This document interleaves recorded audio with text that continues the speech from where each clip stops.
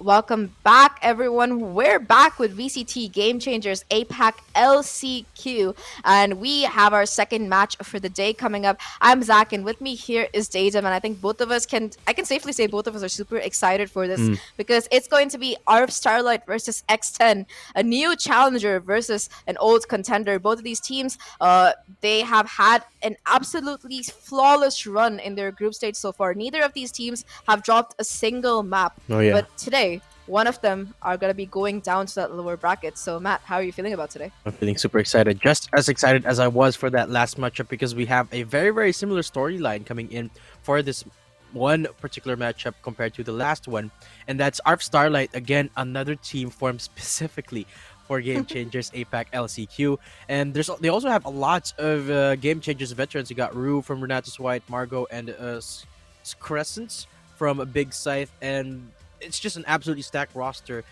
very much so like Basis 6. But X10 and Sapphire, the main difference is that they are a team that have performed very consistently here in Game Changers. So I feel like with regards to just how close the matchup is, I feel like this one is a little bit closer. It could be indeed. And like you mentioned, it is going to be a case of, like I mentioned, both these teams have had a flawless run so far. And our Starlight, even though they're newly formed, like you mentioned, they do have veteran players coming in. And they're a team that is incredibly strong right off the bat. But X10, this is a team that has suffered so far. That's the that's the nicest way I can say it. Yeah. So look at like to give you a little bit of context about their journey so far. They Mm. did really well in all the opens until Open 4, where they No. missed out in the playoff stage. And just because of that, they didn't have enough points to directly qualify to Elite. They bombed out in overtime as well. They did not make it very far. And let's take a look at their roster because we need to refresh our memory of the faces of these players here. We do have Muffin and Polly, both of them incredibly strong, especially Muffin. Yeah. We've seen her on those jet plays before. Baby TZ as well sometimes goes in for that race. So this is a team that has been around for a while. They qualified for Elite last year. They are a team that was a really good, really important contender. In fact, I think this is the only team that have defeated Alter Ego Celeste so far in a best of three series. They managed to kick them down to the lower bracket. Sure, they came back and won Open 3 anyway, but Open 4 anyway. But nevertheless, this is a team that has the potential, has the firepower, and is a huge contender for making it through this particular LCQ to Elite. So a team to watch out for. Yeah, and the fact of the matter is, like, no matter how much struggle they've been fighting recently, they are a team that's got so much experience going into this matchup, right? They are a team that's been around basically forever when it comes to Game Changers, and they are a team that's looking, well, as you mentioned, primed and ready for this matchup because they've had a flawless run so far, right? Of course, we've yet to see how they're gonna fare up against ARF Starlight again. Another star-studded team that is newly formed here for APAC LCQ, and I've said this earlier. I'm gonna say it again. When you have a team that's made specifically for this tournament and you're fighting up against them, it's very intimidating. Just facing against that fact. And let's take a look at the team, or rather, I believe the map vetoes are ready here for our next three maps. Should it go into the third map, and the first one, we're going into Haven, the classic. Yeah, and this makes perfect sense to me because it is X10's map pick. This is a map where they're incredibly strong on. They have like an 82% win rate on this, and it's honestly their strongest map in their map pool. So it's no surprise that they've gone in for this particular pick here. And I really like that they decided to ban Ascent because Ascent is one of ARF's strongest maps. I know they have like a very limited number of games that they've played, but they're really good on both Fracture and Ascent. They have had incredibly strong performance so far, and that's probably why Arv's pick is going to be Fracture for map number 2. So I think both X10 Sapphire and Starlight have gone in for picks that are what they're comfortable on, what they're used to playing, and what they're Yeah. pretty confident in. So it's very likely that we are going to be seeing Icebox coming up as the decider. And yet again, both of these teams they're pretty strong on Icebox as well. This is Icebox is a map where Starlight likes to run that race, so that's something that you don't really see much these days. Mm. And of course, I think the last time that X10 did end up playing this particular map, Icebox, they ended up going for a triple Sentinel comp. So yeah, it could honestly go either way. I really hope that we do get to see Icebox because it's a map that I want to see both of these teams perform on. They haven't had any prior clashes because, like you mentioned, our Starlight is a new team that has been formed, but so far they're leaning into what they're good at, the maps that they're good at, and I'm excited to see how this is going to go, especially considering Haven, because this is a Oh map yeah. that I don't think that X10 have lost this in a very, very long time. They have like a 5-time win streak. They've beaten Mm. teams like Bren and Big Sight all on this particular map. The only team that really they have trouble with beating on Haven is Alter Alter Ego, and ego. even Yeah. then it's really, really close. Yeah. Yeah, and I find it very very interesting because in Haven there's a very particular sort of set composition when it comes to initiators, because this is where a Fade really shines, really comes into the limelight, and because of a Fade being present, Raze is being called upon more often than not. But X10, they find so much success in Haven not running that. They go for a KO into a Sky, into a Neon, which of course give them so much of that utility, but it's not really the go-to for a lot of professional teams these days, which I absolutely love. It's very characteristic of them, and they make it work so darn well. Meanwhile, for ARF, sorry, they don't really have a lot of experience in Haven as a cohesive unit in and of itself. While they have a couple of players who are veterans and who have very much that experience that can keep up, or rather can be put toe to toe with that of the extended members. That's where it really comes into a question of, have you adjusted to that team, right? Have you made that sort of connection that most of these veteran teams have made? Because when you go up against them, that's really gonna be a big difference maker between these two teams. Yeah, and so far, X10, they've been, I have to say it in a very blunt way, they've been sort of slipping up so Mm, far. They were incredible during those first 3 opens. They had a bit of trouble in Open 4 where they couldn't make it to that playoff stage, and well, overtime, they won like one series, I think. After that, it was yeah. just nope, nothing much happening. So they have had a very, very rough couple of months so far. They really, really need to try and win this series because they have to place top 2 in LCQ to qualify for Elite. And it would be a really big shame if they didn't. But let's head into Haven right now. I think Agent Select is ready to see how this particular map is going to go and what kind of Asian comps we have in mind, because X10 Sapphire on the map of Haven, they really do like running in the they really do like running Neon these days. They've run Neon quite a bit. They replaced the Jet. They used to have a lot of Jet plays coming in, but now they replace it with Neon. They go in for a double initiator, and they go in for the Sky and the KO, which is really interesting. I don't think they're really going to Yeah.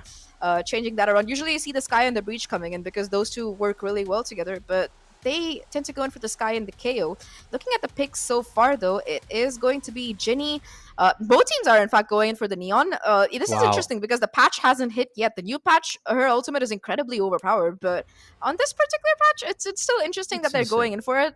I guess her kit is really good for attacking towards Garage or even that A site. A lot of stun value. The wall is pretty good as well. Perhaps that's why they're really opting for it. It's almost a mirror comp at this point. It's just an initiator and a controller diff. Absolutely. But speaking of initiator diff, Crescents absolutely love that breach. She finds so much impact on it every single time she puts or she uses that breach. And in Haven, that impact is absolutely amplified because of just how small this map deceptively is. Because Haven, despite looking big, it's actually small because of how small the sites are and how narrow the pathways are. Breach actually finds so much value in this map that the sort of compromise between info and utility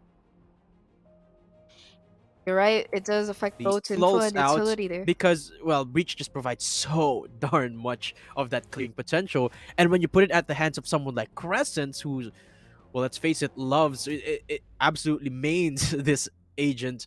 It's basically an even bigger threat here for X10 Sapphire. So I'm really excited of the fact that we are going to be witnessing Crescents on that breach. Margot, though, going for the controller route instead of her signature Killjoy. I'm really excited to see this as well, because Omen has sort of ranked up, or rather rose up in the meta, particularly in maps where Fade is very, very powerful, right? I mean, in this case, Mm-hmm. sure, there is no Fade, but you've got Polly with the Gravity Well, and you've got a lot of those concusses by Muffin and by Muffin and Polly as well. So that Omen, that TP really is very, very useful in getting out of dodge in very, very clutch situations. And I can't wait to see Margot have that playstyle.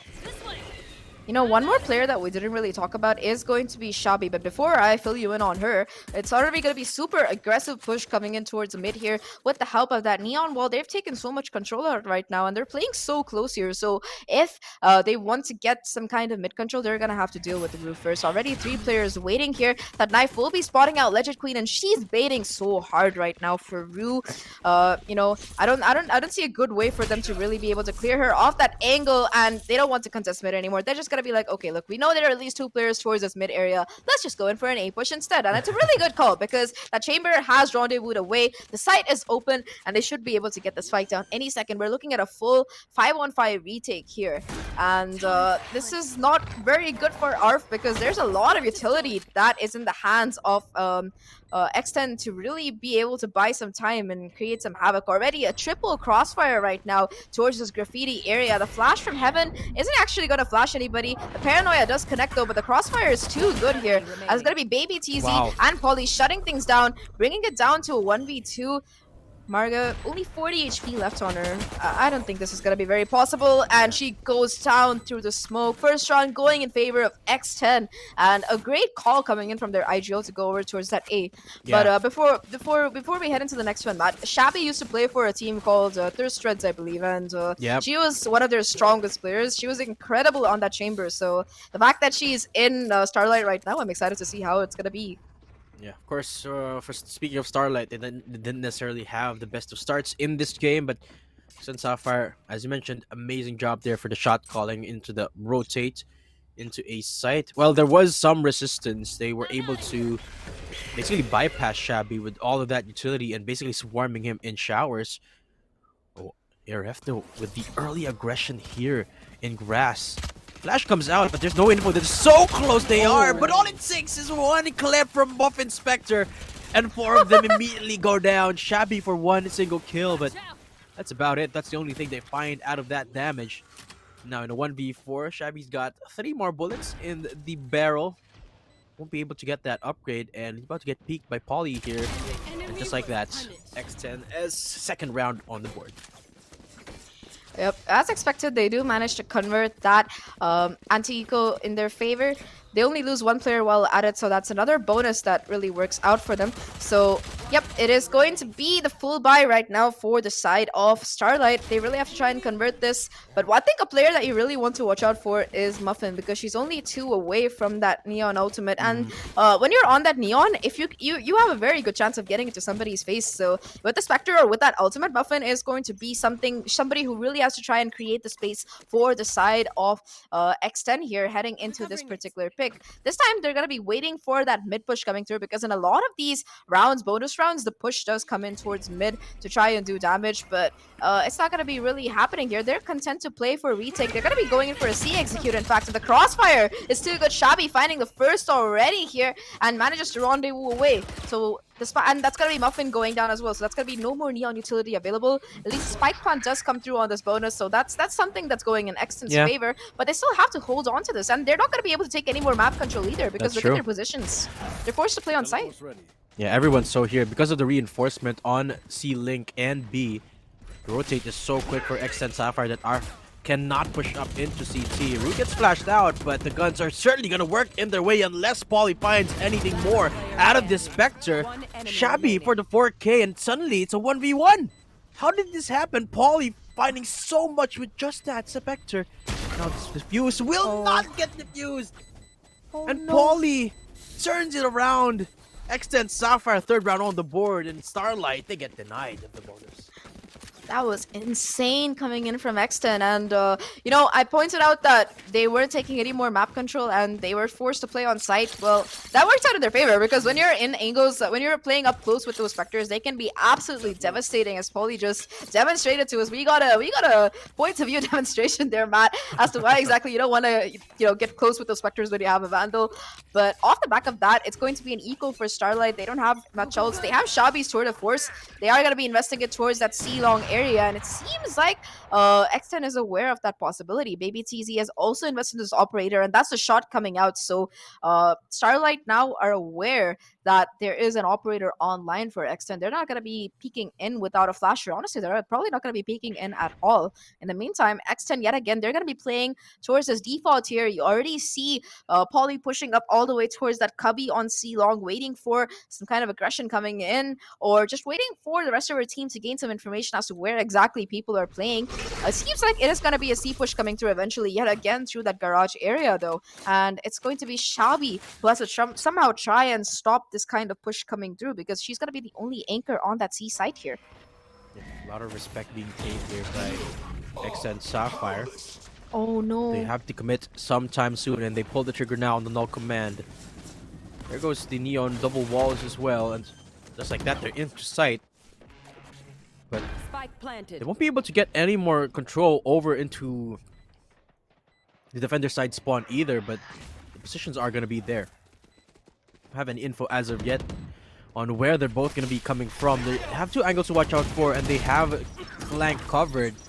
There you go, the first contact, Crescent's falls. Polly looking for more as she actually secures the kill onto Margot, and who gets a beautiful headshot, but not going to be able to permit the upgrades to come in as Alyssa peeks out, smoke dissipates.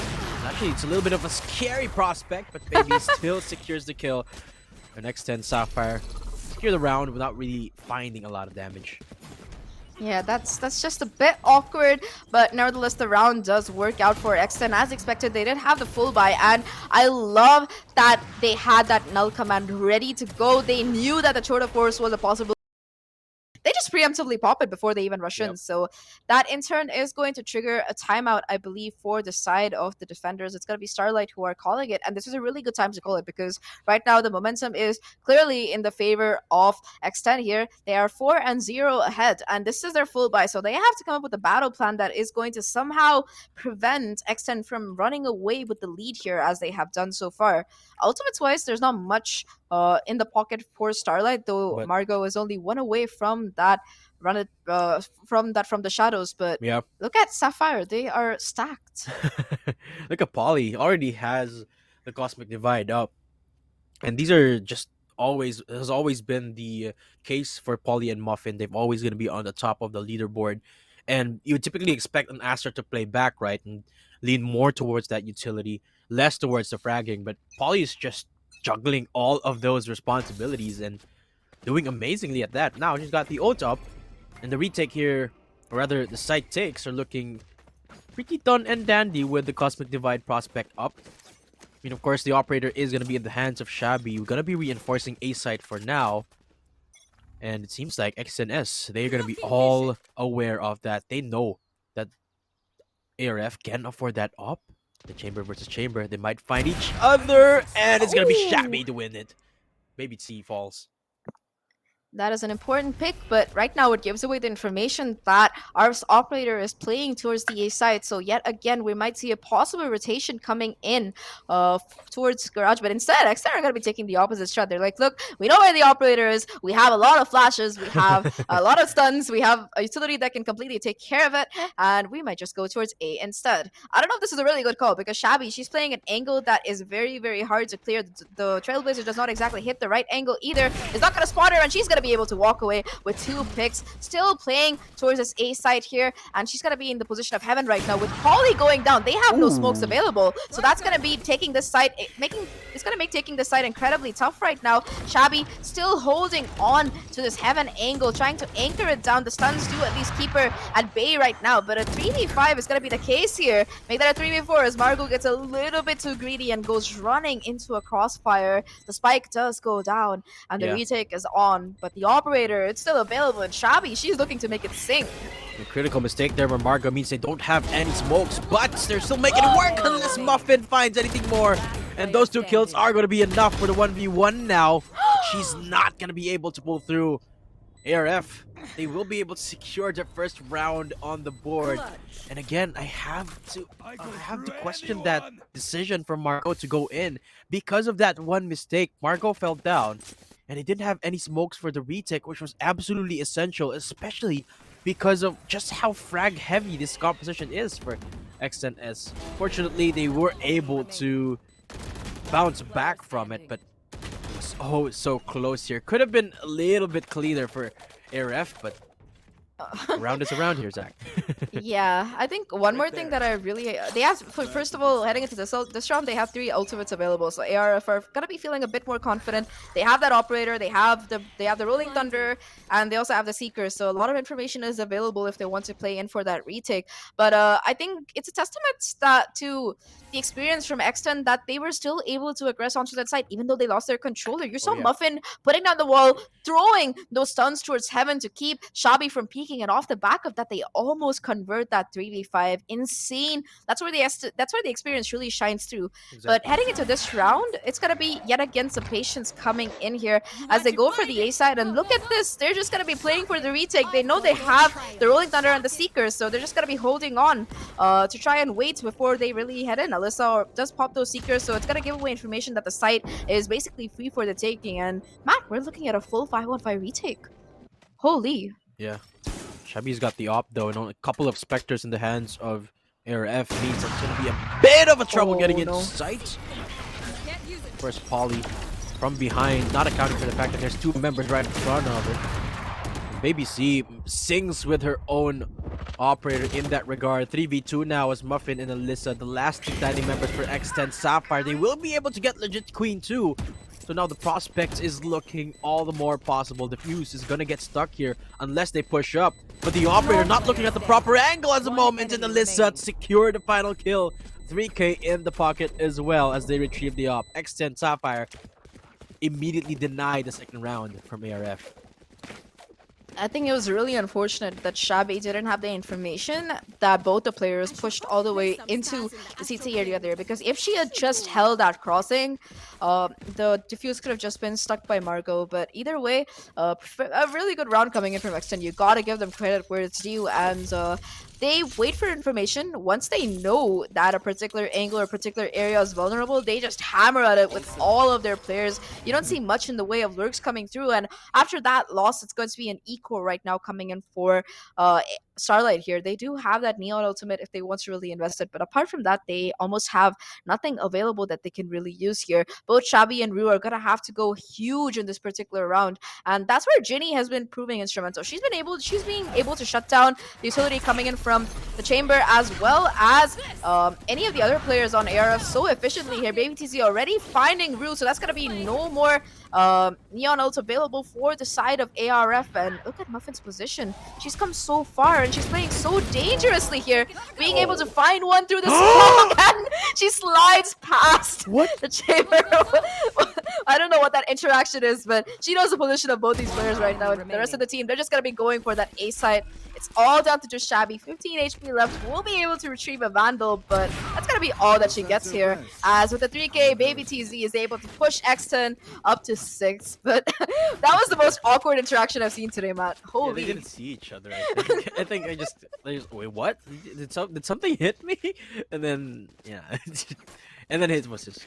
But then ARF really struggling to find even damage in that. I mean, you would expect in that encounter that Muffin will get punished immediately, right? But Muffin just at a different level right now. Technical pause comes in, folks. Again, have to apologize because of the issues we are facing right now, technical wise. But yeah, that's just the way of things right now. I mean, I really can't wait, Zach, for LAN tournaments to be back. Can't wait to meet everyone. I can't wait to meet you and the players as well. Like, I miss live crowds. And you know what? A fun fact, Zach.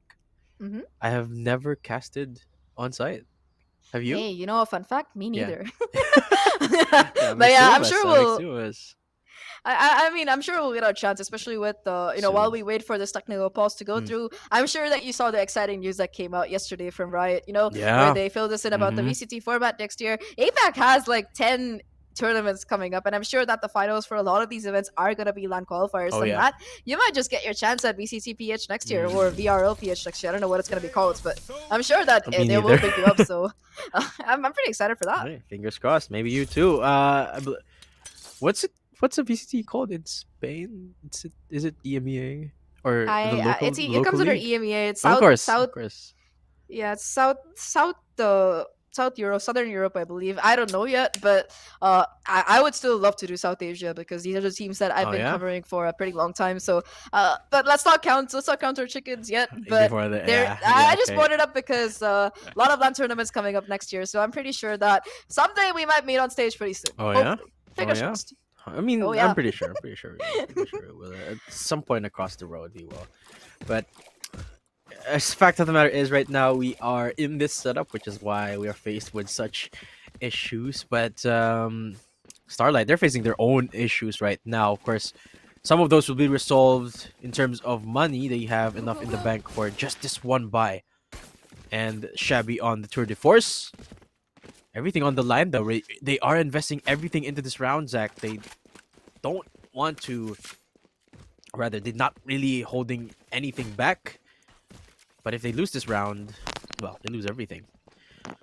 Yeah, it's gonna make things so much more rougher right now, as it'll just let the side of X10 run away with it. But you never know, because last time around we were looking at something very similar, Matt, on Bind, and they still managed to make the comeback. So ARF might be able to do the same, but the aggression is coming in right now. The ultimate has been popped, and oh no, baby TC is gonna be stuck between a breach a breach utility and a hard place there, as she gets absolutely taken down here. Shabby as well with the tour de force here, doing so much damage, and yet again the tour de force is going to be shut down by that null command here. Yeah. Ginny being able to take that side off the back of that ultimate. Muffin also does have her ability available, but look at the flank coming in. Already 2 players pushing in towards the short area, and Ginny doing her best to desperately deal with them, pushing on aggressively, but it gets too aggressive as Root shuts her down. Just 2 players left right now for the side of X10 here.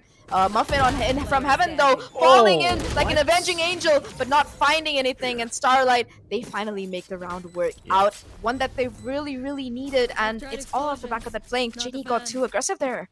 Yeah. I mean, I like the idea. They were at the 3v5, and he did see one member getting flashed out, but we're not accounting for the fact that Rue was there as well in the same corner. So when she got double swung, immediately got punished for it. And look at the swing again for Margot. She just went to town with that Vandal, swung the full 180. No, not 90 degrees, and then like perform like sweeped. Is that a proper word? Swoop? Swept? Ah, there you go. Swept. Sorry, my We English. just went through the entire conjugation. Good job. we, you can sign up for grammar lessons. Not for me. Oh, sorry. Grammarly. Not an ad, by the way, guys. This is not an ad. We're not You know sponsored what? by You know what? Grammarly. Let's not. We should clip this and send it to them so that we can say that. But we can say like, hey, look, we're sponsoring you on VCT. You should totally give us a bit of a bonus there. But jokes apart, anyway, X10, they're gonna be calling a timeout, and I think that it's not a question of. It's not just them planning out what they want to do the next round. It's also about them preventing Starlight from getting any kind of momentum. They're like, yeah, you won a round, but you know what? We're gonna call a timeout just now and completely put a stop to it. Looking at the economy, it is very healthy still for the side of X10. But Starlight, they're gonna be able to buy in an operator this time around. Baby TZ, we've seen her with an operator the last 3 or 4 rounds, and she has a tour de force online, so she's finally gonna be using it. So it's gonna come down to yet again a chamber versus chamber battle this time around. Who will win? So far, I'm keeping track. It's been Bobby who's finding the most value so far. Yet again, pushing out through him, and she's gonna be able to spot out the Astra. But oh, that's gonna be Muffin popping that ultimate and just running into B off the back of it at full speed, just spraying through the smoke, and it's gonna be a 5-on-5 retake yet again on this B side. Yeah. Oh man, that was fast. Nice change of pace here for X10 Sapphire. They decide to pull the trigger in B as the shot resounds. The tour de force at that Rue falls down. Margot finds one of her own. But look at the positioning. It's so aggressive from X10 Sapphire. So much presence in the site itself that Shabby might not be prepared for this crossfire on both left and right angles. And there you go. This the Vandals sing, and one by one, ARF fall like flies. Smoke has cleared. The Jit Queen is the last woman standing. Tour de force against her on top of those double peaks, and I don't think X10 want to risk it any further. Baby is the last one looking, and she'll be the last to get a kill. X10 Sapphire 7-2. They make a B site work. Yeah, I think the timeout, it was just Muffin saying, "Look, I got my ult. Run with me. Okay, we just run in together." And yeah, the B side just goes down. It was open for the taking, and they just couldn't retake it. Especially that crossfire being held, like you mentioned, Matt, between Alyssa and Muffin. Mm, They just could not get through. That was a meat grinder right there. As three yeah. players fall to their guns in between.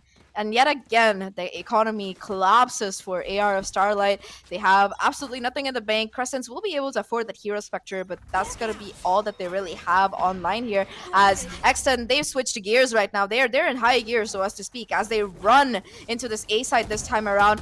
It is going to be Rue falling back here because she doesn't want to risk taking that battle. 3 players on this A side, and they are also going to be popping those Seekers, so they're going to know exactly where these players are. 2 picks already coming through. Crescent finds one, but that's going to be all they find before the A side is laid open, and it's just 2 players for ARF who have to somehow retake this. I don't think it's happening. Yeah, Sapphire just completely swarmed the site once more, and it's been a recurring theme towards this game, right? X10 Sapphire, if they take control of site, it's very rare that ARF can make the retake happen. And even if they did, even if they put X10 Sapphire at a numbers disadvantage, they still find a way to make it look like a 50-50. And of course, things are different now with just the classics in the hands of ARF, but the next round, see what's about to happen. Shabby about to peek out again, another meat grinder set up here, and Alyssa for the final kill. X10 Sapphire, we criticized them a lot about having a bit of a rough patch in the past couple of months, Zach, but if this match is of any evidence, they're looking good. They are looking good. Good is an understatement at this point. I think, but to be fair, it is Haven. It is their favorite map to play on, so you can't be completely sure that it's going to be the same case heading into map number 2, which is Fracture, because I'll tell you this, Fracture is not really their favorite map. They have a very 50-50 rate, and the last time around that they played Thirst Shreds on this map, they lost. So Shabby is still here. Shabby was one of the main reasons they lost on Fracture, so she's still here for the side of ARF Starlight. This time, though, it's going to be Muffin who shuts her down, saying, "Look, I'm going to be able to flick fast enough that you won't be able to take me down." And she opens up the C site just like that. They still do have that Rolling Thunder, but Crescent is not going to be investing it this time around. I think they're saving it for the retake instead. And oh, look at this ratty position from Baby TZ. Oh god, this is incredibly scary right now. I don't want to look. Yeah. And Crescent's there's 2 Oh, people there. Lord. Crescent, she spots the barrel and she doesn't get taken out. How does that work like that? Thankfully, Margot coming in from the doors. No command is making it hard for them to go in, but once that dissipates, the smokes are gonna come out. And Rue as well. He finds Polly. Backside not clear. The Seekers helping them out on this 2v4, but ARF, they can't hold the line. Of course, they pick one up, but Ginny, the last woman standing, she will pick up one. Smoke making it hard, but the time is of the essence, and it's running away. There you have it, X10 Sapphire 2v4, and they still make it happen, Zach. How'd they do Oh, that? she should have stuck it. She should have stuck it. I think the key word for X10 that's really winning them these rounds is Crossfire. They are holding these with such aplomb here. Sure, in Garage didn't work out this time around, but both Muffin and Ginny just wreak absolute havoc here, holding on to this and buying so much time. Like, even if the numerical advantage was with Starlight there, they just weren't able to convert it. And yet again, it's going to be a broken buy coming in. They can't equal it because it's the last round and the half.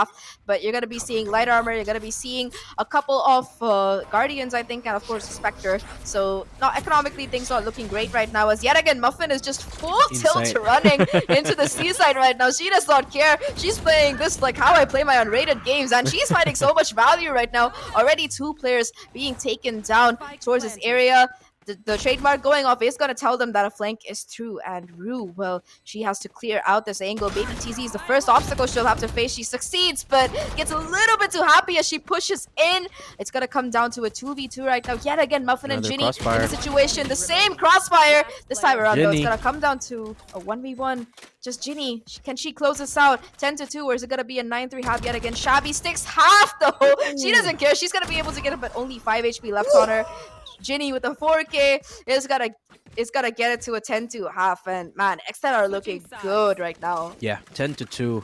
How much worse can it get here for Starlight? And Muffin has been everywhere this game.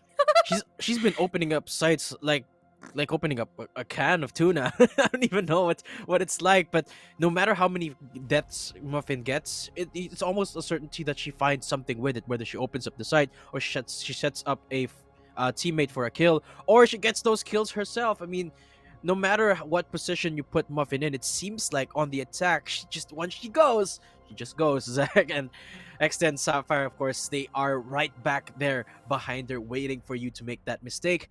And what can I say? Every single time they decide to execute, it seems like there's no answer from Starlight. They tried retaking, they tried holding the line, and every single time Sapphire they come out on top, and it's just it's amazing. It's amazing here from Sapphire.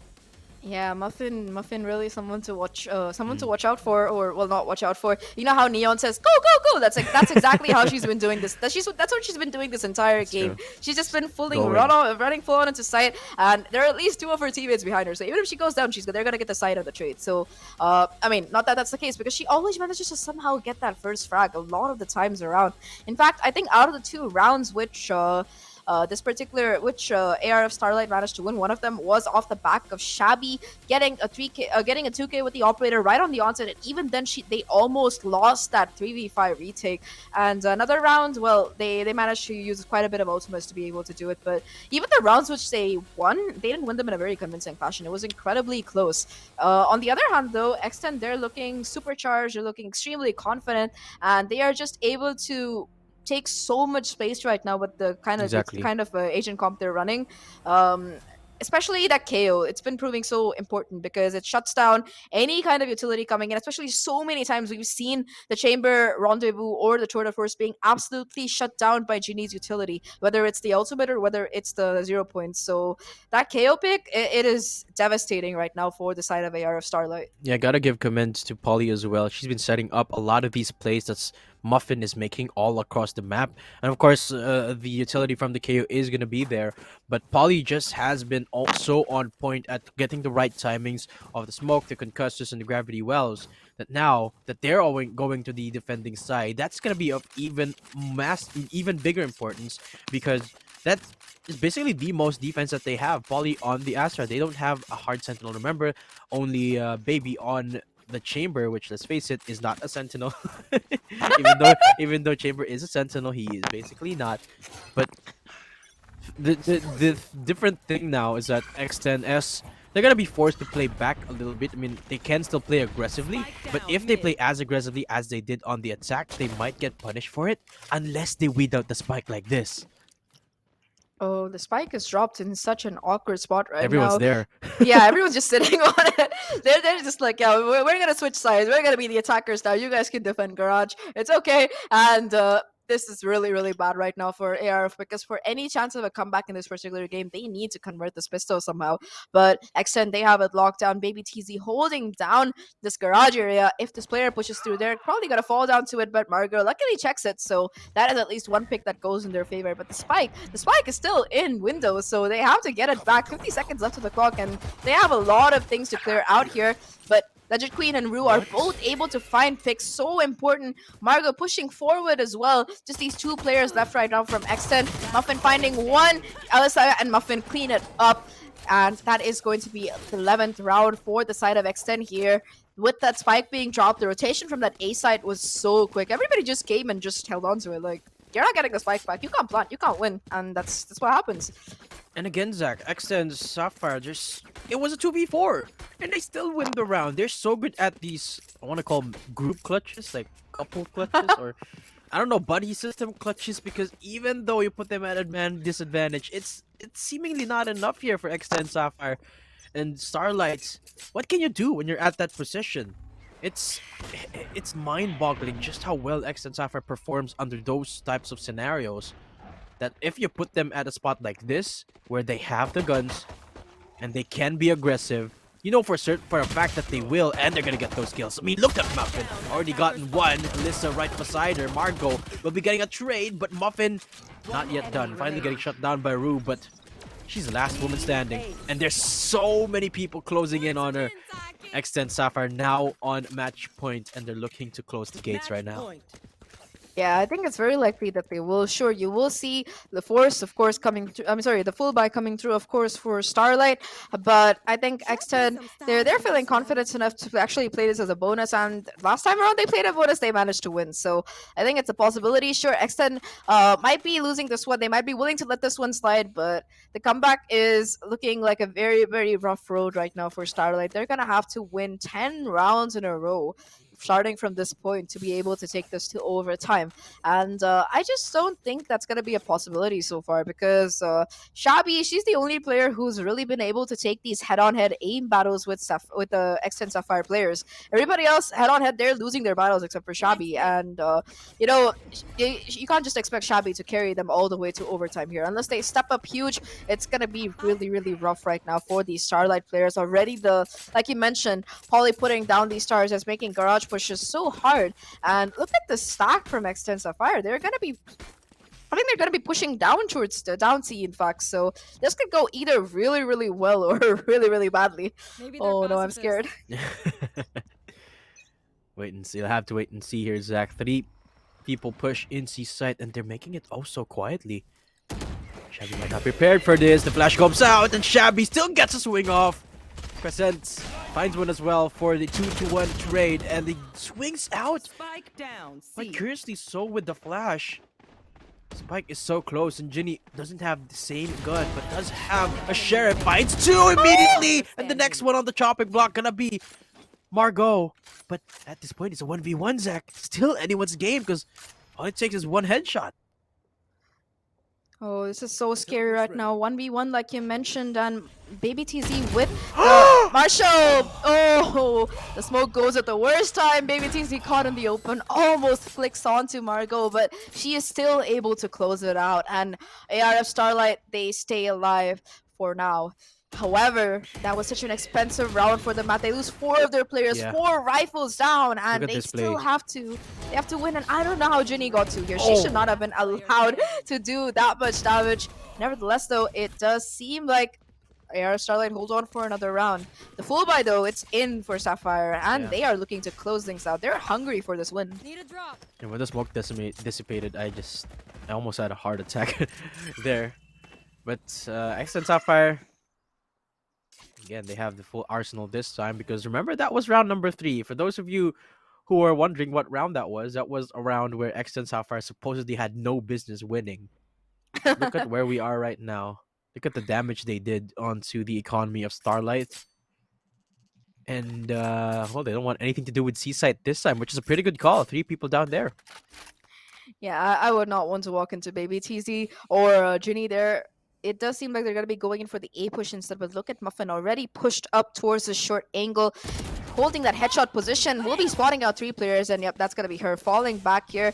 The Neon ultimate is popped by Rue here, so they will have to contend with her instead. Muffin, though, she's going to be trying to stop this as much as possible, and yep, the KO is going to stop that Neon util, and they don't check the corner, so that's going to be Rue shut down instantaneously already. The advantage sliding towards X10 here, and look at the rotation coming in. It was so fast. 3 players already have come over towards this A site, and more than that, though, they have actually 4 almost because the Astra is also available if they need to. With 30 seconds left, they have to make a call now. Do they rotate over to see they do have the from the shadows, or do they still try to go in for this A commit here? The answer does seem to be that they want to go in for this A side, but it's gonna be incredibly tough right now because with 3 players on on this particular side, it's impossible. Last minute rotation from the shadows is invested in Margot. It's gonna be going towards C long and planting it for long, so at least that's gonna be going in her favor. But she doesn't get it down! She doesn't get it down! There's no time! And X10, they're gonna be closing out their map pick 13-3. Oh no, that is so unfortunate. X10 Sapphire, 13-3. Just how clean could you get in this matchup? I mean, Zach, we talked a lot about how X10 Sapphire has been having a rough patch. Well, it seems like it's done. It seems like they're just shrugging it off now, and they're back on full form. And Starlight just at the receiving end of it. X10 Sapphire, what was that? Muffin, what was that? What was happening towards that entire game? And every single time, no matter when it comes down to it, it's just the fights. It's always X versus X, even if Sapphire was at the lower number in that X versus X fight, they still win the game, the round. It's seemingly like 70%, 80%, 90% of the time. And it all boils down into fundamentals, but what a blow that was to Starlight. I can't wait to see next map if Fracture is going to be a different story. And I believe the scoreboard is ready now. I wonder who the MVP is, Zach. It's I totally not wonder. Muffin. Totally not. It can't be Muffin. No way it's Muffin. I'm kidding. It is Muffin, of course. MVP, 20 kills to her name, and when it's in like 16 rounds, 20 kills is pretty insane. And it's not just the number of kills, right? Like we mentioned, she creates so much space, and that's the value of the Neon. But I think for me, while Muffin is the overt hero for X10, the real hero for me is going to be Ginny here because just her utility had so much impact. Every single time she popped her ult or she threw down that 0 point, it hit somebody. So Mm. many rounds they were able to get onto site just off the back of the utility coming in from these two players, and I love this combo that they have running. Meanwhile, for the side of ARF, it is going to be Shabi who's the MVP. She did her best, but it's not going to be enough. And unfortunately, that last round, it's still like haunting me right now. I can't imagine how much it's haunting these Oh, players. yeah. If Margot had planted just a little bit safer, they Yeah. would have had the plant. They would have had that round. Yeah, exactly. And they waited the last second too to pull the trigger on the Omen ult. Still didn't work. Still wasn't enough because Baby was so quick on her feet. And take a look at some more stats here. Look at the damage done for X10. It's 3.5 thousand more than it's just 11 frag wins to 11 compared to 1. It just goes to show you how mechanically gifted and how heavy the firepower is with this squad, and why they are a team that is worthy and are proving to be worthy of that spot. I mean, Starlight, I mean, I know the story is not done, but they have to climb Mount Everest to stand a chance against the giants they're facing. Well, if they're climbing Mount Everest, at least it's on a map which they've picked, which is gonna That's be true. Fracture. But before we head into Fracture, we are gonna be taking a short break. So stay tuned. We'll be right back with LCQ. And yeah, don't go anywhere.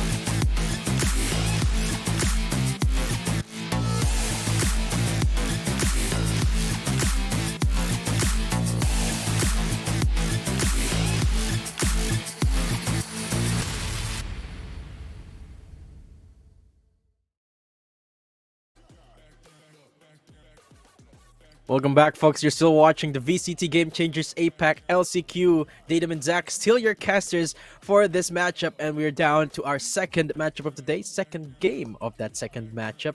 And I'm feeling very, very excited for this one because we're seeing the first fracture of the night. But man, what a performance from Sapphire in that first game. Oh yeah, 13-3. That's no joke. Heading in, and I think after that beating Starlight, they're gonna be feeling a little bit bruised. But it's not over for them yet because this is gonna be Fracture, like you mentioned. It's their match pick, and I think so far over the course of this tournament, they played it twice and they've won every single time. Mm. So I know 2 out of 2 ain't much, but it is something, and that is something that they're definitely banking on.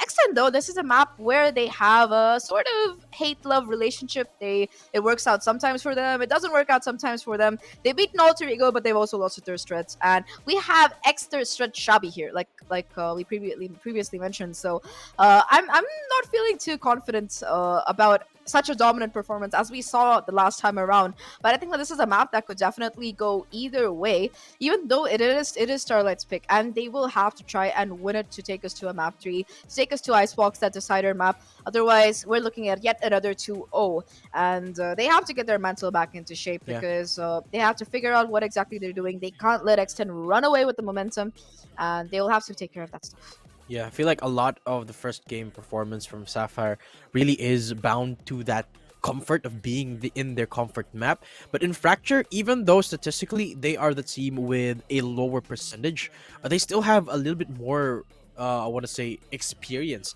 in that map compared to Starlight. I mean, in Game Changers at least. So that's still a defining factor here. I mean, sure, when you take a closer look at those games, Starlight, they really have seemingly found their proper composition here. They love playing a breach into a neon, into a chamber. So very, very defined rules for them, very defined roles rather for them. And I can't wait to see just how they're gonna pull it off against X10 Sapphire. But taking a look at just how these two teams sort of played the most recent Fracture maps, it's not that far off. They played very, very similarly. I mean, they run the same composition, and they have a very, very similar tempo of approaching both attack on defense. So yeah, I completely agree with you. This might be a closer one. Yeah, I think that this is a map where X10, they're not exactly super confident. They don't, even the matches with which they win, they're kind of close. Like they're like 13-8 or 13-10s on this particular map. So it's a map that they're good on, but it's still something that could go either way. So Starlight, on the other hand, they've played this twice so far during the course of this tournament, and both of the times they've managed to close it out 13-2. So while they played against teams that were not, of course, X10, they're not as competitive as X10, seeing that they haven't made it through this tournament. They have quite a fight on their hands. So let's head right into Agent Selects and see what exactly Fracture has in store for us, because I'm really excited to see how this is going to go. Right now, it is the case that ARF Starlight, they're one map behind. They're in a do or die position. They have to win this to keep their dreams of moving ahead in the upper bracket alive, because if they don't, guess what? They're moving down to the lower bracket. They still have another chance, so it's not entirely over, but it's still rough right now. So looking at the Asian picks coming through, they're going to be going in for a very defensive comp, I would say, which is kind of surprising because on that attack, it's just interesting to see that both of these teams have gotten for the Sage. It's not exactly what you'd call a meta pick, but it gives them a lot of flexibility, especially on that attack. It's very nice when you want to get that plant down. It can cut off a lot of angles, and it can buy just solid 30 seconds when you're on defense as well. So I think the main difference is going to come down to the duelist here. It's going to be Rue on that Raze versus Baby TZ this time on that Neon. And I'm surprised by this because they've swapped the Neon and the Chamber from last time around, Matt. Yeah. And one thing that I'd like to point out, though, both teams really like playing the sort of information drought kind of playstyle. I mean, of course, it's kind of understandable with the case of Crescents because it's her favorite, it's her comfort agent. But I would love to see something like a Fade here. Fade is an absolutely amazing choice here in Fractured. It gives a lot of options, especially comboed with Erase, such is the case right now in the current matchup. So just something that I thought I'd point out as well is that having a Neon in this map has sort of fallen off, right? More often than not, we see raises that sort of take over because of the fact that you don't really have that information. Raise can provide a little bit of information with that one boombot, so that's one of the things that ARF has got going for them that X10 Sapphire don't. And well, this time Muffin will not be going for the neon, so I'm excited to see how Baby is going to perform as this dedicated duelist. Yeah, it's gonna be in this though, it's gonna be the A site that seems to be under attack here as four players are waiting right outside for possible aggression coming in from the side of the defenders here. Already you see Baby TZ pushed up all the way to the orb. If she goes further, she's gonna have a huge welcome party waiting for her. Already though, they're aware that this might be the case and they're gonna be concussing and then pushing in off the back of that. The nade doing so much Wow, damage Baby. and Baby TZ is just able to clean them. Sorry, the nade not really finding anything, and Baby TZ is just gonna be able to clean up. Already two people falling down on this particular angle. At least they still have control of the spike, but they seems like they want to They avenge want to their fallen contest. comrades. Yeah. Yeah, and I don't think that's a good idea, Matt. Yeah, they want to fight Baby here, but the crossfire is just too good. Three people already rotated towards a main, but Shabby picks two of them off. Baby still has got the dash. There's the slide, and there you have it. It goes for the instant punish against Shabby. And amazing start here for the Neon. You know what? I'm seeing a trend here. Zach, pick Neon, dominate the game, and win for Sapphire. And this time in the hands of Baby too, not Muffin. And they still find success with it. It's amazing for X10 Sapphire. It seemingly just defines their characteristic of playing fast and aggressive. And on the defense, on the offense, it seems like it doesn't matter. They will find and kill you. Yeah, that is going to be indeed the case here. And heading into this round, though, it is going to be the anti-eco right now. The full buy coming in for the buy coming in for Extend. They have these weapon advantages already. Muffin finding so much value though off this Marshall getting two, and that's going to be the spike dropped as well. This Barry, the slow orb is making things even worse. If they're still peeking that angle and they try to move forward, well, that's going to be more kills for Muffin right there. I think she also managed to get a bit of a through shot here because Crescent is quite tagged up. So anyway, and in the meantime, so from that A side, both Polly as well as Baby TZ have pushed all the way up into the spawn. So they're stuck between all of these players from X10, and unless they manage to hit some miraculous shots, I think this round is basically over. Oh, there you go, speaking though. of miraculous shots, Shabby There you go. steps up to the plate. I mean, of course, she does get concussed for Ginny to capitalize. Coming in from behind, Baby will not be finding anything because Alyssa's already swept up the feet of ARF. Now this is where things started to well go sideways last game for ARF when round number 3 commenced and they didn't win the round. It's looking a lot like last game already, just the way it started.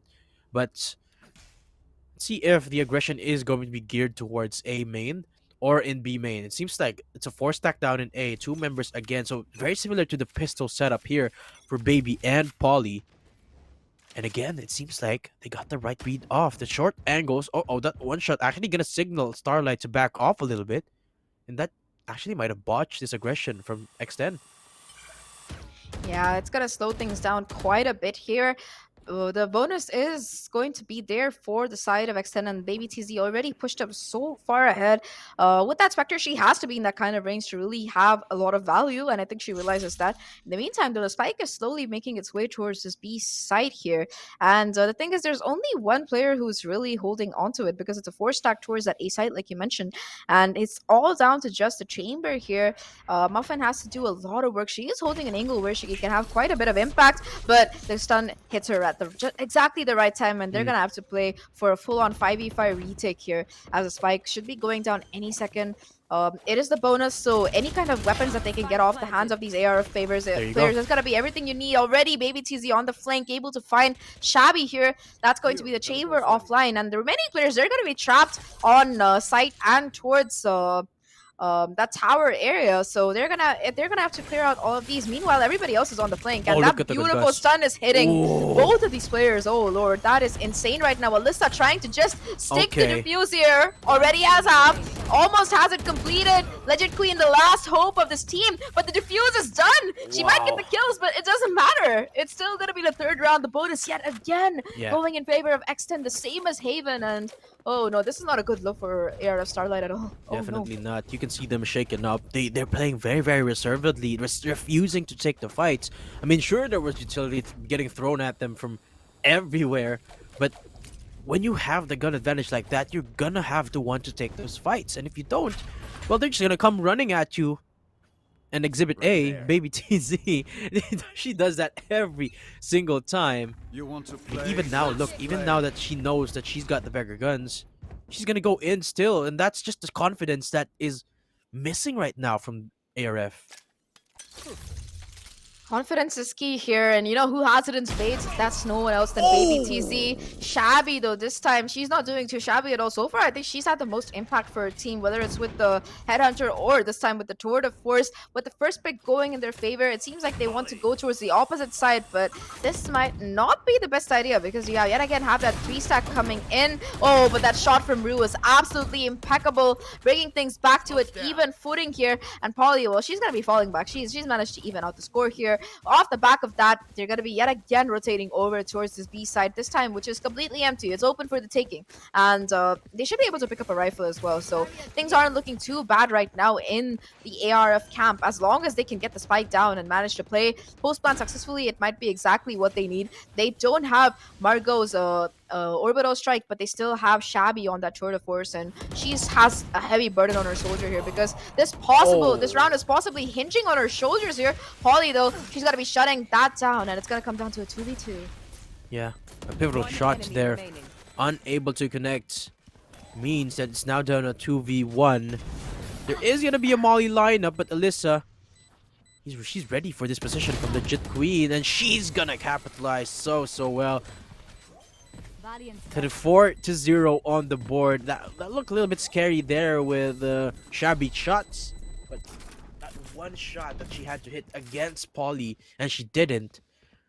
That really was yeah, it was game changing there for X10 Sapphire. And this time Starlight again on the gun, so I would want them to play a little bit less reservedly, a little bit more towards that confident side. But if you see just how well Baby and Ginny just positions those concusses, it always hits at least 2 members from ARF. I mean, at this point, I can't blame ARF from playing back because the utility usage from Sapphire has just been next level here. Yeah, it's looking incredibly rough right now. This is their full buy though, so ARF Sapphire I'm sorry, ARF Starlight, they have to try and convert this because they're in the danger of having the same outcome as what happened on Haven. They were in a very similar position this time around, so they need to try and stop the momentum here. A timeout would be a great idea Yeah. right now. It would have been a great idea, but they're just gonna go forward with their battle plan. They do have some ultimates at least. They have that orbital strike, and they're gonna be using it right now to try and have some damage done, but it's not gonna matter for much because Baby TZ is gonna be able to get 2 picks. This 3-stack towards A main is just proving impossible for these players to get through, and they just keep hammering at the same rock trying to break it down, but it's not working out for them at all. 3 players Exactly. left, and they just seem they don't know what to do now. That seems to be the best way to describe it. They're just Yeah. waiting. Waiting for the sky smokes to dissipate. And actually, the perfect moment to strike would be right now, while it's still just a 3v3. Even though Jenny knows where they're gonna come from, they should be peeking this. And that's exactly what they do. But the Rolling Thunder is here, just waiting on the sound cue for the spike to go down. And they're immediately gonna pull the trigger. Actually, no, they decide to play it as a team. And this is even a scarier prospect here for Starlight because now it's 5v3. The Rolling Thunder is not gonna let them move here from their positions. One in heaven, one Legit Queen up in the sights, and one from drop. Margot finds one, orbital strike at the ready, pulls the trigger early on it, but she will be able to find 1 kill with it, and a third to follow through with that, but the defuse still coming through, and now Baby T has pressed the issue. 5-0 on the board. And ARF, they threw everything there. still not securing the round, still not finding success, and still X10 to come out on top. Yeah, it makes sense, honestly, because they just are not able to, like I mentioned before, they're not able to get through this A side at all. They're having so much trouble making it through that 3 stack, and this time around they had the right idea. They decided to go in for the drop play instead, and they were able to at least get the spike down. But apart from that, they're not having success. So this is a good time to really call a timeout and figure out Yes. where exactly X10 is vulnerable, because they know for a fact that 3 players are on that A side. B has 2 players tops, and they should try and perhaps concentrate a bit towards tower or towards arcade or even towards drop, rather than Yeah. going to the same area where they know there are 3 players. Yeah, they definitely have a lot of options here, but we've seen that same pattern the last game as well, Zach. They went for so many different routes to try and contest so many different power points here of X10 Sapphire, and we all know how that turned out. They didn't really find a lot of success with it. They didn't really find a lot of rounds with it, Hmm. and it's only gonna get harder as we go into the second half. So really, ARF, they have to get their stuff in order soon. Teleport's ready. But I'm not sure if this is not gonna be that round. The Jet Queen, look, only has that Guardian, while everyone else have the full-on buy, light shields for Rue and Crescents, and they have the Resurrect. So maybe they could just flush the site here, but instead they decided to split up. I like this change of pace from them, but they should make this work. Yep, it's gonna be the operator online as well for Muffin. Like, they didn't have enough trouble to deal with. It is going to be the operator, and they seem to want to go towards tower and towards the B side because they know there are only 2 players here already. The barrier being broken down, and Muffin, she's gonna miss that crucial first shot. Now they know where the operator is, and that paint shells is gonna be able to push her off that particular angle.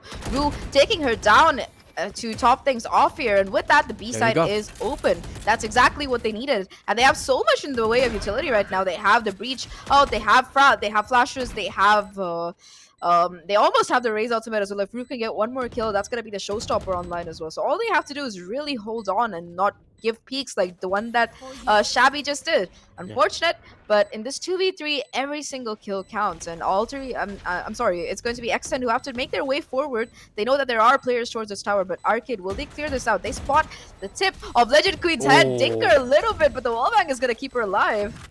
Flash is now coming out, and it's buying so much time here. Alyssa, good for one more before biting the dust, and that's just gonna signal the retreat here for Crescents. And well, there you have it. The first round on the board there for ARF. 1-5. They finally find their footing. And like I said, a change was due. They went for the split, eked out the operator, and once it was out, B side was open for the taking. And that's gotta feel good for Starlight. They didn't really even have to invest any ultimates in that round, which means that they can make a repeat of that and make it a little bit faster, especially with Rouge Showstopper now being available. But yeah, Muffin, even though even though Muffin got punished with the operator, there's still a tour de force to be careful of. So Starlight again have to do a repeat of what they did in the last round, which was to isolate Muffin, figure out where she is. But she's the one being aggressive now. She gets flashed out. But is she actually gonna go for more? I think she will, because when you're playing that There you chamber, go. you have you have to get out of jail card for free. The resurrection does come through, and it's gonna be Muffin though, who's trying to repick the angle, but is not gonna be able to really find anything. But even though it's still back to a 5v5, every single inch of momentum and space which ARF had managed to gain over the course of using the flash, the slows, everything, it's all gone again. The breach out is going to be popped though, and oh, she has the TP ready if she needs to use it.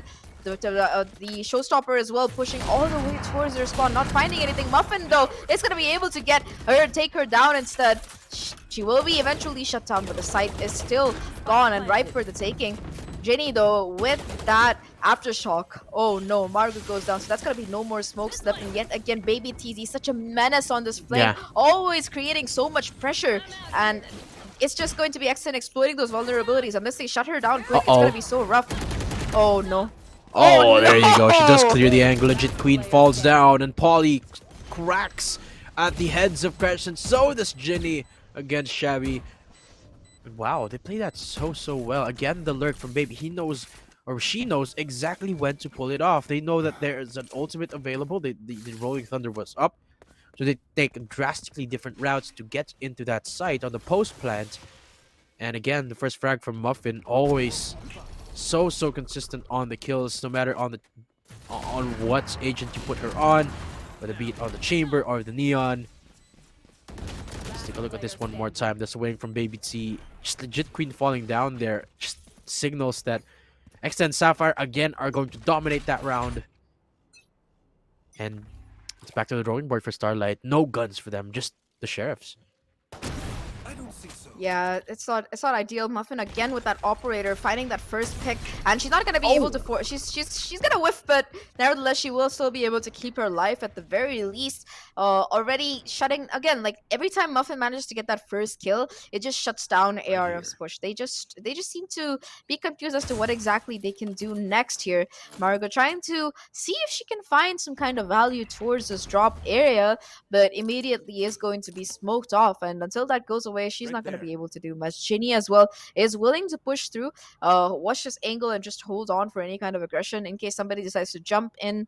She has the backup as well from main Polly ready. This crossfire again, this is something that X10 is so good at fundamentally, just holding down these crossfires, holding down the fort.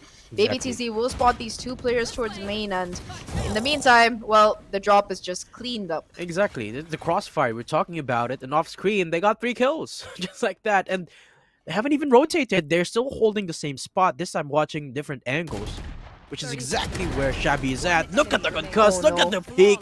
It's just picture perfect here for X10 Sapphire. And a flawless to boot. 7-1 now. And X10 looking just as unstoppable as they were in game number 1. Starlight, the options really are waning here, Zach. I mean, at this point, I wouldn't really know what to do either. And Starlight, it shows that they're running out of options. No matter what attempt they throw at X10 Sapphire, just shut down by crossfire, by op, by concuss, and it doesn't run out. Sapphire really have to find that one key ingredient that's been missing from their arsenal. And this is a B-side push happening so far. One member down in the lurk. 4-1 split into B. Again, they take control of B side. This is a good thing for them, but can they hold this presence? I'm not sure about that. Margot, though, finally the kills going in favor of the side of ARF. 3 picks to their name, but Ginny is still alive, and Ginny is still wrecking havoc. And look what she has in her hand. Wow. She has that Rolling Thunder ready to go here. Polly as well in the meantime, taking down the Rays, bringing things back down to a 2v2. The Rolling Thunder has been invested towards tower, but nobody is playing there. It is going to be the orbital strike that is finding a kill, bringing things back to a 1v1. Ginny, she knows the player might be towards tower, but Margot is playing so patiently.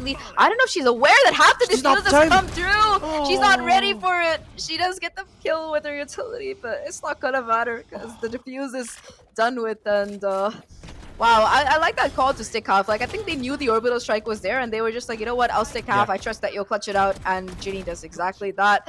Unfortunate. That was so unfortunate right now for the side of ARF. Yeah, it was so clean. It was just so rough for them because they, even though they got those 2 initial picks, they just could not prevent any kind of trades from coming through. Yeah, and again, another misplay right there. If Shabby did not fall there, could have been a very different set of events. Because remember, when you commit an orbital strike in the post plant, you typically expect your team to play back, right? And wait for the orbital strike to finish. But Shabby pushing down means she got punished down. Muffin looking to aggress even further here in Arcade. Legit Queen just waiting for the opportune moment. I think Legit Queen is aware that there's at least one member just around the corner, which is why she's being ever so patient here. And she knows that Muffin wants to peek this. But again, the crossfire, Zach. And what? They find Crescents. It seems like they weren't aware at all. Legit Queen falls as well. And that's the 3rd kill for Muffin. Might potentially be looking for the ace now. Is the plant now happening in B? Well, they do manage to get the spike down, but it's just gonna be these two players left right now. Shabby has so much work that she needs to do to try and close this out here with that turret, of course. Smokes do come down, making things a bit easier, but that shot is gonna not connect, and she's gonna be forced off the angle. Finds Baby TZ though, but that's gonna be it. A 1v5, 1v4 right now for Shabby to try and keep things from not ending, and she's just gonna be sprayed down in the smoke. Unfortunate. 9-1 right now. X10 are looking unstoppable. And last time around, I think it was a 10-2 half. I think they're looking to improve on that map. They're trying to get an 11-1 at this point because that's exactly how they're playing. Especially this from Muffin. The fact that she manages to get 3 there and just goes untraded. It's rough. Yeah, and It's again, absolutely rough. and again, it's Muffin that's been very, very consistent. She's just been all over the place. I mean, let's take a look at the scoreboard real quick. Of course, it's Muffin at the top, Baby T, and Ginny, who this time will be having a much better performance compared to the last game.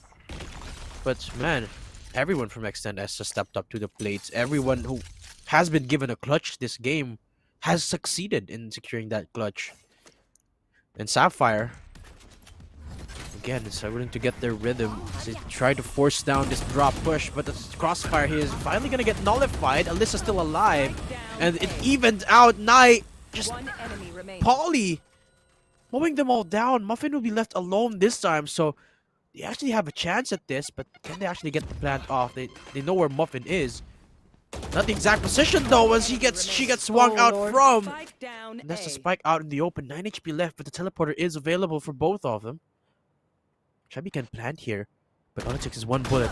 One bullet each, and Muffin just better with the swing. I get away with 10-1, X10 Sapphire. Last round. Muffin, you magician. How did she pull that off?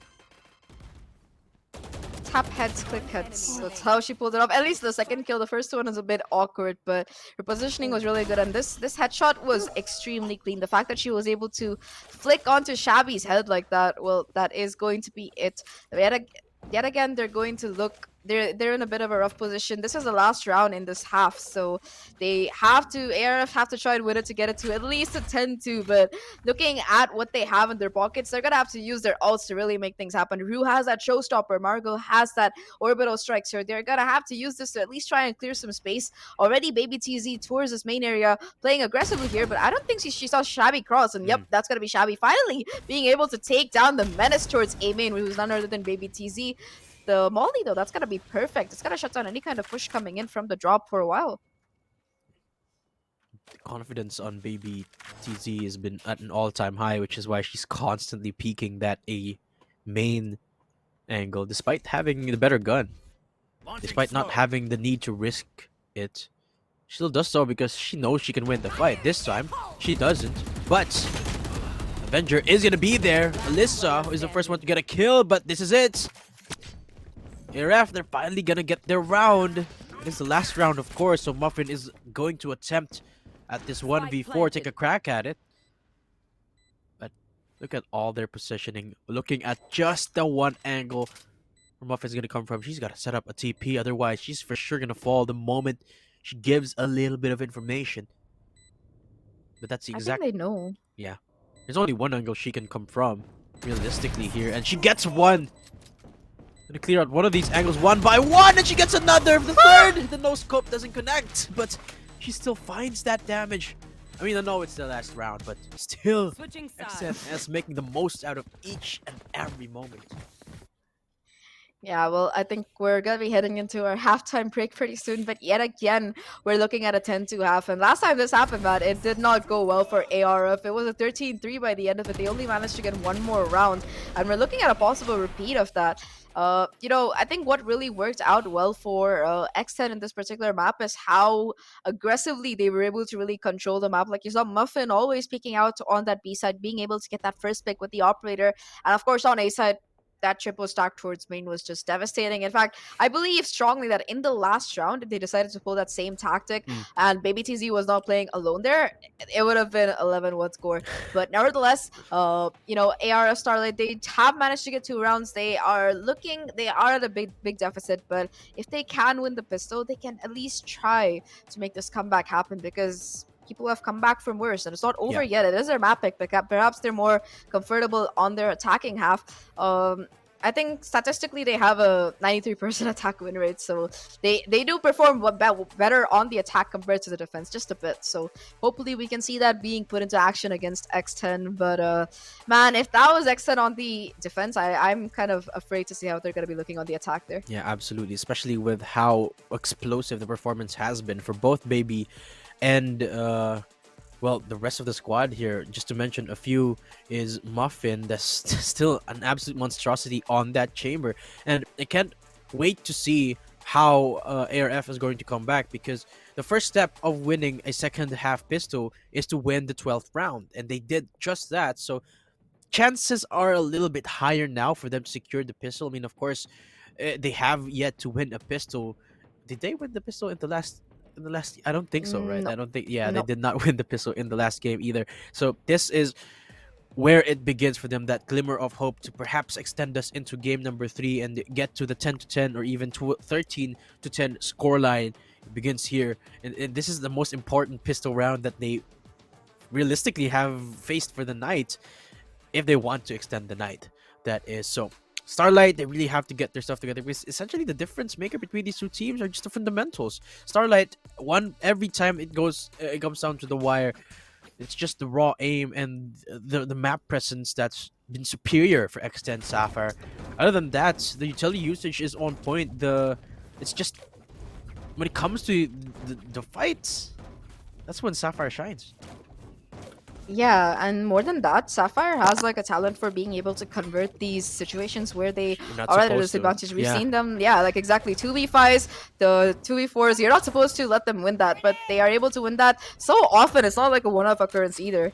Anyway, though, heading into this pistol round, it does seem like they've taken a leaf from the book of the X10 players, but it's going to be Shabby who gets the first pick, but is going to be falling back. With the chamber going down, Rue has to fall back here. She doesn't have any backup to continue playing on that angle, also being vulnerable from drop because there's no more trademark really available to deal with things. However, that wall comes into the face at the right time for these players. Alyssa through the door, already able to somehow take down 2, and that lays open the A side. The last 2 players for the side of ARF, they're gonna be towards CT as well as I believe towards this area here, already going down. Very, very unfortunate. It's all down to just Legit Queen. Does have that armor, has that classic. Her position is not known, which is the one thing she has going in her favor, but So many she's angles. gonna be taken down any second now if she's not careful, because guess who's watching that angle? It is going to be something right behind her. Oh no. Has to deal with 4 of these players, gets 1, but it's gonna be all she gets. 11-2, and right now, Starlight, they're staring down the barrel of a gun. Yeah. A 2-0. Yeah, it was a nice swing there from Legit Queen to start it off, but still unable to finish the kill still because of the overwhelming numbers of X10 Sapphire. And as like you said, that Zach here staring down at the barrel of match point, at the barrel of losing this series, and staring down at the lower bracket. It's so close there. They're not actually going to go for the forced buy here, which signals to me that they are going to be playing for overtime, which is an absolute improbability here, given the fact that they have 2 rounds on the bank. They're playing the right idea, though, playing up close, but the Spectres aren't going to be enough. We've seen this happen way too many times, and it's not going to turn out any different this time. X10 Sapphire, all it takes is 1 or a couple of Spectres, and they're at match point. Yeah, that cut through them like a laser beam, both Muffin and Baby TC. Muffin getting 3 right there. In fact, that's going to bring her very close to the Tour de Force, if I'm not wrong. Yeah. Just 1 away. One So if she away. can get an Altor buff, which there are like 4 on this map, that's going to be very, very important in this particular round as they try to convert this bonus. It is still a bonus for them, technically, because Starlight does have their full buy. Last time around, Starlight barely won this. It got down to a 1v1, and if Muffin gets her Exactly. hands on that Tour de Force, I do not fancy Starlight's chances. But either way, it seems like Sapphire, they're gonna just be waiting for any kind of aggression coming in from the side of these Starlight players who are not doing that. They're like, look, we have the weapon advantage. We are just gonna be holding. You have to walk into our crosshair anyway, Yeah. and that's what they're gonna be patiently playing for.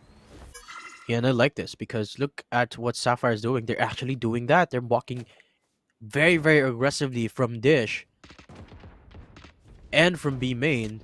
And the moment they catch an inkling of information, they actually are going to reposition themselves into where that action is happening. And ace site seems to be the answer here for X10 Sapphire as they slowly make waves into the site. Drop gets pummeled, but nobody is here to meet them. So again, it's gonna be an easy plant, and from here on out, they can play any close quarters that they want with these Spectres, which honestly is not a bad thing for X10. 5v5 retake right now, and this is the last round. They have to win this to keep their chances in this series alive. Otherwise, they're just going bye-bye to the lower bracket. Coming through from Drop right now, as well as from the CT. They have to clear out so many angles. Shabby finding the first pick, but Alyssa and Muffin are playing too closely to really be able to make things happen. But they find those picks. It's all down to just Alyssa on a 1v2. If she can play time somehow, if she can get these kills, she gets one. But Margot is going to be able to clutch it out. Last time around as well was Margot who won a 1v1, by the way. She keeps ARF's dreams alive by 1 second. 1 second. 1 second. 160 milliseconds. Whew. It's very, very... I mean, again, it's down to the last man, right? As just like the last time. And it's mostly because of, well, X10 securing the site for free. I mean, if anything, that's very, very fortunate for our ARF that they still were able to secure that round, because it was perfect for Sapphire. They were at ace site, they only had Spectres, and they could take as many short-range fights as they could. And they did. Now, Muffin on Chamber the up. versus Yeah, Chamber. Tour de Force versus Tour de Force. We've seen this a couple of times already. And so far, it's Muffin. It's found a little bit more success. This time, it's Muffin again. Be quicker on the trigger. Shabby falling down means there's no Tour de Force, means that again, it's an open defense here. One member falling down means that ARF are a little bit confused where to go. 12-3, and already Shabby going down. That's a major weapon offline. No more operator, and it's still going to be Muffin holding down that particular angle. So they're not going to really be able to make any kind of headway into that B side. I think they've given up on it, which is probably why they're trying to go for Reserve it. but they're trying to push towards the A side instead. It is going to be Rue who's playing aggressively here, but this angle with the Spectre, I'm not quite sure of her chances. I'm not really sure of her chances at all. Yeah. A little bit far, and Rue gets concussed and flashed on away. The gunshots are gonna give her away as well, but they don't want nothing to do with her. 30 seconds Just want to get the spike down. Margot, bastion of defense here in ace site, but they actually hesitate to get into it. So now that might be a little bit of a danger spot here. Baby T falls down. Crescent's here as well. That hold down in heaven really has paved the way for them to perhaps get back into sight, but still it's a 2v2. Polly, yes, for the double! And there you have it, X10 Sapphire. In the same way they end the first game, they end this second one 13-3. X10 Sapphire, an absolute masterclass of a series. Yeah, a statement being made, like you mentioned. Sure, we've had a rough couple of months so far, but we're not messing around this time. We know it's our last chance, and we're here to squeeze every single bit of victory we can from it. And they won it in such a dominating fashion. 13-3, both maps, a clean 2-0, as they're going to be moving on to the upper bracket semifinals. A phenomenal series coming in from them, and they're going to be feeling very pleased with themselves. Of course, that last round especially, everybody was so focused on the site, on the spike going down with there being only 15 seconds left, that nobody knew where Polly was, and she just walked all the way around, came through the door, and found both of those picks. So phenomenal round coming in from her. I think, like you mentioned, Matt, the fundamentals from X10 and Sapphire are just so strong. Whether it's post-plant positions, holding those crossfires, getting onto site in the first place, being able to use utility to do that, and even if they're at a numerical disadvantage, they don't panic. They make the most of a bad situation, and that's exactly what has brought them to this juncture and this kind of a dominating win. Yeah, they make the most by winning that situation, even though it's 2v4, 2v5, 3v4, 3v5. They seem to find a way to squeeze out the victory. X10 Sapphire really showing us that they might be at that same form they were a few months ago. Let's take a quick... I want to make a quick rundown here of the matches that have gone today basis 6 will be moving on into the upper semifinals, sending Madness into the lower. And because X versus Black Magic going up against each other in the other broadcast, it's X that won. So Black Magic, I believe, will be facing up against Madness. And I believe right now the scoreboard is ready for this matchup. So let's take a look at that. I wonder who the MVP is here for X10 Sapphire. There are 3 candidates, and it is going to be Muffin. Wait, actually, it's not 3 candidates. It's so far. My mistake. It's just Muffin. It's just Muffin. It's not a contest at all. She's like ahead by 130 almost, 130 something against Alyssa. That's It's okay. absolutely crazy. That's I'm sorry, my mind. It's I understand you completely. I think Muffin is just that kind of player where she aimed with everybody else. We saw her on the Neon. We saw her on the Chamber this time around, and yeah, she's gonna be propelling X10 into that upper bracket like you mentioned. And on the opposite side though, Shabby, she didn't do too shabby, if I can say so myself. She did as well as she could, and it's just that it felt like it was Shabby playing a 1v5 a lot of the time. The rest of Starlight, they just couldn't keep up against against X10 players. So that is going to be the main reason why they are falling into this lower bracket here. If you look at the wins as well, both objective and frag wins, X10 have overwhelmed Starlight here, 7-1 and 6-2. That is insane coming in from them. The damage as well, they have an entire almost 4k more of damage than their opponents. So that's really unfortunate. Either way, though, it's not over yet for ARF Starlight. They have a shot in the lower bracket tomorrow. Let's take a look at the MVP for the series, who, without a doubt, is going to be Muffin, MVP of both matches of the series, and phenomenal performance coming in from her this time around. So, yeah, she's woken up. She looked a bit shabby during overtime, but she's back. She's back on track. Yeah, absolutely. And I feel like I could safely say the same for X10 Sapphire. Guys, a team to watch out for here in LCQ, definitely one of the top contenders, looking like they found their rhythm once more. Of course, as they move on into the upper semifinals, things are only going to get tighter from there on out, and I wonder just how well they're going to perform. But for the night, that's it, folks, for our 2 best of 3s. Let's make a quick rundown of the teams that, again, have played today. Earlier was Basis 6 winning against Madness Zen.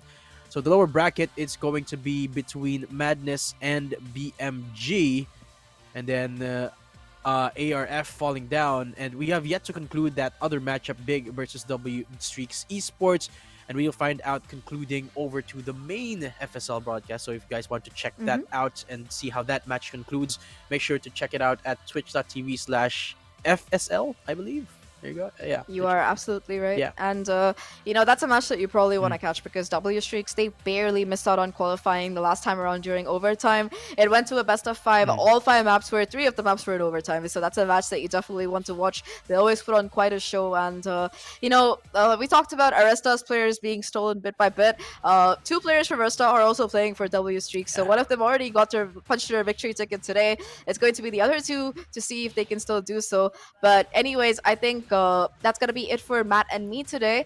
I think we'll be back tomorrow for more action though, so we'll see you tomorrow, I guess. So yeah, have a good night. Yeah, thanks for tuning in, guys. This is VCT Game Changers APAC LCQ. See you tomorrow.